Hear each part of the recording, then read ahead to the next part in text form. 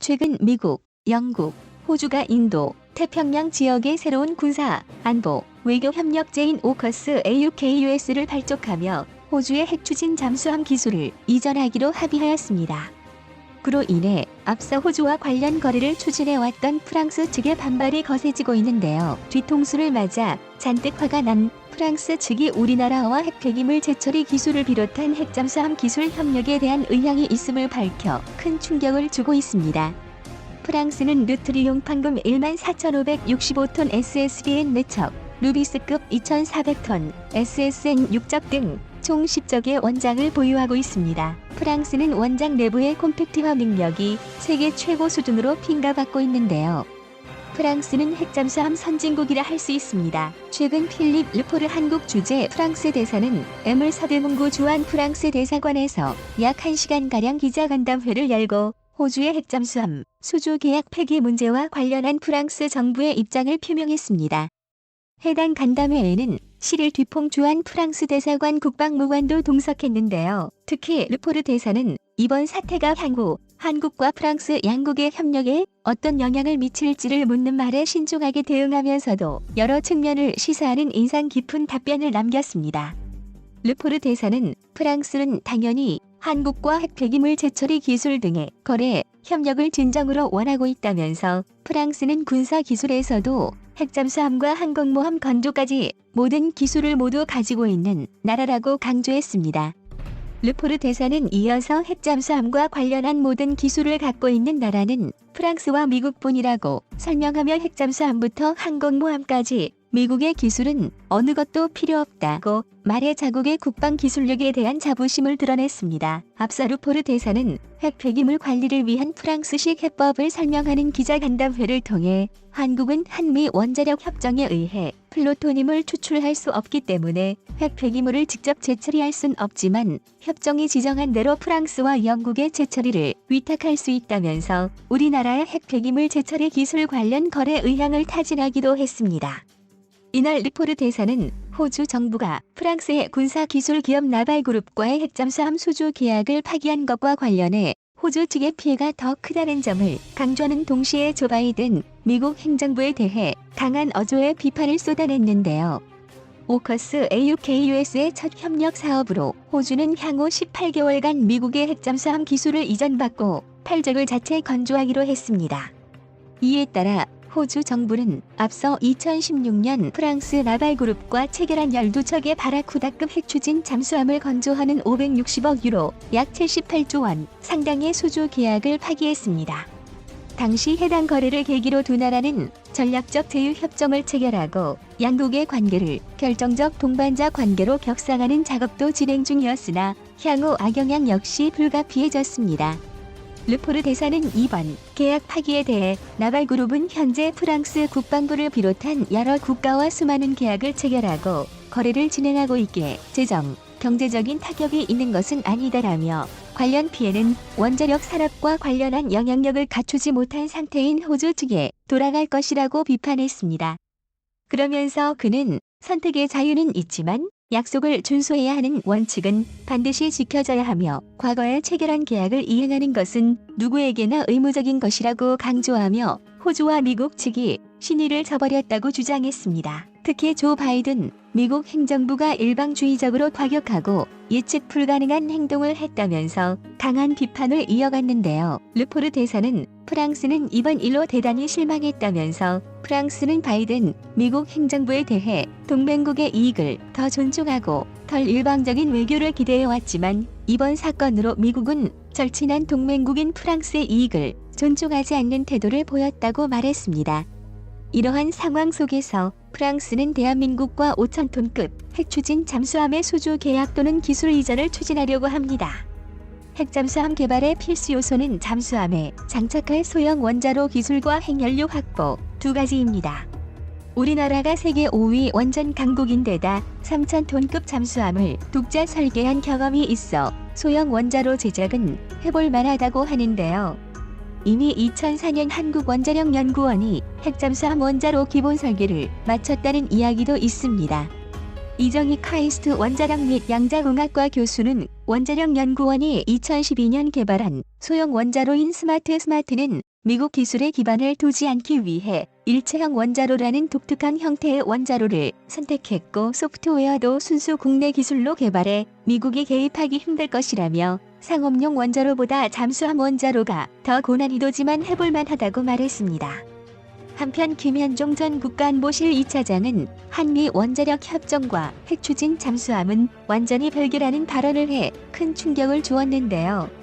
미국 기술이 아닌 제3국 또는 우리 독자 기술로 개발하면 한미 원자력 협정 개정이 없이도 가능하다는 것입니다. 핵연료 역시 미국이 아닌 프랑스나 러시아, 인도 등 제3국에서 농축 우라늄을 조달하는 방법도 있는데요. 일각에선 자체 농축 시설을 만드는 것도 고려해 볼 만하다는 의견도 나옵니다. 프랑스로부터 핵잠수함 기술과 핵연료를 지원받게 된다면 한국은 빠른 시일 내에 핵잠수함을 건조하게 될 것입니다. 이에 한 군사 전문가는 최근 두산 안창호함의 SLBM 성공도 핵잠수함 운용을 위한 한계lum이라며 핵잠수함이야말로 대한민국을 지키는 비대칭 전력이라고 강조하였습니다. 사실 SLBM은 지상에서 발사하는 대륙간 탄도미사일 ICBM과는 비교가 되지 않을 정도로 위협적인데요. 전 세계 잠수함 운용 국가는 원자력 잠수함 운용 국가는 6개국 154척에 달하는데요. 이 가운데 SLBM을 발사할 수 있는 전략원잠 SSB에는 44척, 추진기관을 원자력으로 운용하는 공격원잠 SSN은 110척입니다. 세계의 잠수함 가운데 원자력 잠수함이 약 30%를 차지하고 있고 2012년 원장 보유국 대열에 끼어든 인도를 제외하면 원잠은 아직까지 핵무기를 보유한 안보리 상임 이사국 5개국의 전유물? 유물인 셈입니다. 중국은 1984년 NIA하 급공격원 참 SSN을 건조했고 1987년 이후 진 5급 전략원잠 SSBN을 확보했습니다. 그러나 전문가들은 중국은 63척의 잠수함을 보유하고는 있으나 전략원잠 부문에서는 프랑스나 영국의 한참 뒤진 초보 단계로 보고 있는데요. 영국은 미국이 유일하게 SLBM을 공급하고 있는 나라입니다. 영국은 SSBN, SSN 등 총 10척을 보유하고 있습니다. 2012년 BAE9 스템즈가 상세 설계에 들어간 벵가드 석세엠급 17,000톤에는 미국의 사거리 12,000km의 잠수함 발사 탄도미사일 D-5 트라이던트 개량형을 탑재할 예정입니다. 영국은 스코틀랜드 파슬레인 해군기지에 벵가드급 16,236톤을 배치하고 있으며 영국 해군의 OMI 대 SSN으로 2010년 취역한 아스튜트급 7,519톤을 3척 보유하고 있습니다.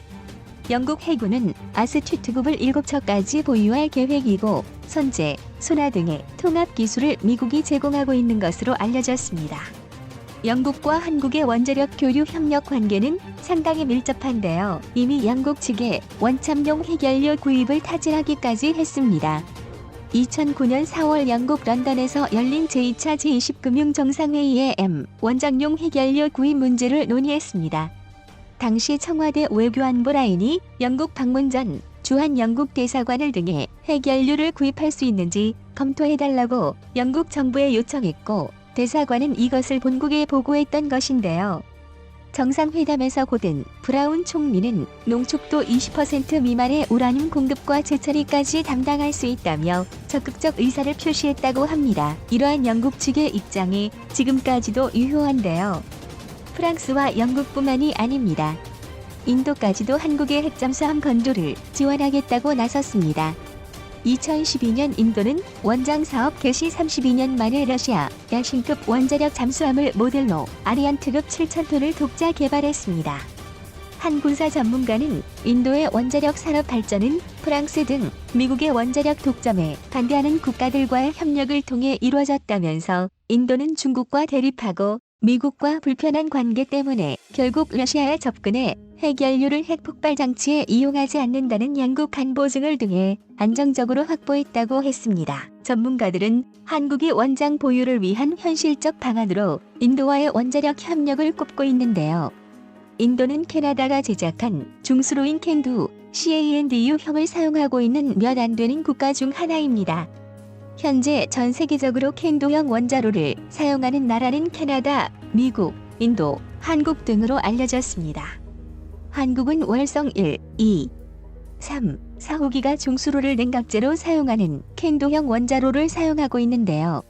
원자력 연구소장을 지낸 원자력계의 한 전문가는 인도는 최근 캔도를 소형화하는 것보다 한국이 개발한 스마트 원전이나 경수로형 원전 PWR에 관심이 높다면서 기존 러시아의 PWR을 도입하려 했으나 러시아의 기술이 보편적인 것이 아니어임 한국 측에 협력을 요청하고 있는 것이라고 했습니다. 전문가들은 이런 측면에서 인도는 캔도 부품 상호 교환 등 기술 협력 여지가 많은 한국과의 원자력 협력을 강력하게 원하고 있고, 이를 기회로 한국은 인도의 원자력 잠수함 건조 기술 협력을 받을 수 있을 것이라고 합니다. 즉 인도는 한국으로부터 스마트 원자로 기술을 받고 우리는 인도로부터 핵잠수함 건조 기술과 핵원료를 받게 되는 것입니다.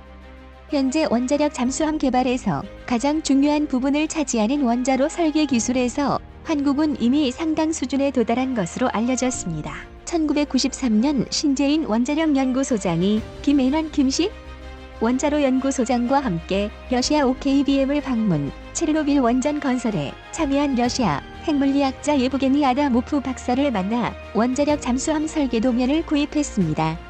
OKBM은 구소련 시절부터 원자력 잠수함에 탑재되는 원자로를 개발, 생산해온 회사로 이 회사가 제작한 원자로를 탑재한 쇠빙선이나 잠수함은 210척에 이릅니다. 정부는 설계도를 바탕으로 원참용 추진기관과 상업용 스마트 원자로를 개발하는 사업을 두 트랙으로 전개했다고 합니다. 다시 말해 OKBM 원천 기술을 토대로 연구팀은 원장용 추진기관 건설과 함께 상업적으로 스마트 원전 제작도 추진했다는 것인데요. 지금까지는 스마트 원자로가 순수한 국내 기술진에 의해 해수의 담소화 용도로 개발되고 있는 것으로 알려졌으나 조영길 전 국방부 장관은 기자와 만난 자리에서 이것은 위장일 뿐 스마트 원자로의 핵심 기술은 러시아로부터 제공됐으며 이 원자로를 잠수함에 탑재하는 계획이 비밀리에 추진되어 왔다고 증언했었습니다. 전문가들은 한국이 원장을 갖기 위해 넘어야 할 장애물로 첫째 기술 수준, 둘째 핵연료의 안정적 확보, 셋째 국가적 의지를 꼽습니다. 한국은 현재 원자력 기술 세계 5위의 수준으로 기술적 문제는 쉽게 극복하리라 여겨지며 핵연료는 오로지 함정의 추진 체계에만 활용하기 위한 농축도 20% 미만 프랑스 원장 루비스급의 핵연료 농축도를 사용한다면 국제시장에서 상용으로 확보할 수 있을 것이란 얘기인데요. 국가 원수가 강력한 의지를 갖고 핵무기 개발 계획이 전혀 없음을 IAEA에 당당히 보고하고 국제사회에 선포한 후 추진해야 한다는 것입니다. 이미 한국의 원자력 기술은 세계 최고로 손꼽히고 있습니다. 또한 프랑스, 영국, 인도 등 여러 나라가 한국의 핵잠수함 보유에 대해 긍정적인 반응을 보이고 있습니다. 이제 정부가 적극적으로 핵잠수함 건조에 나서게 된다면 그 누구도 막을 수 없을 것입니다.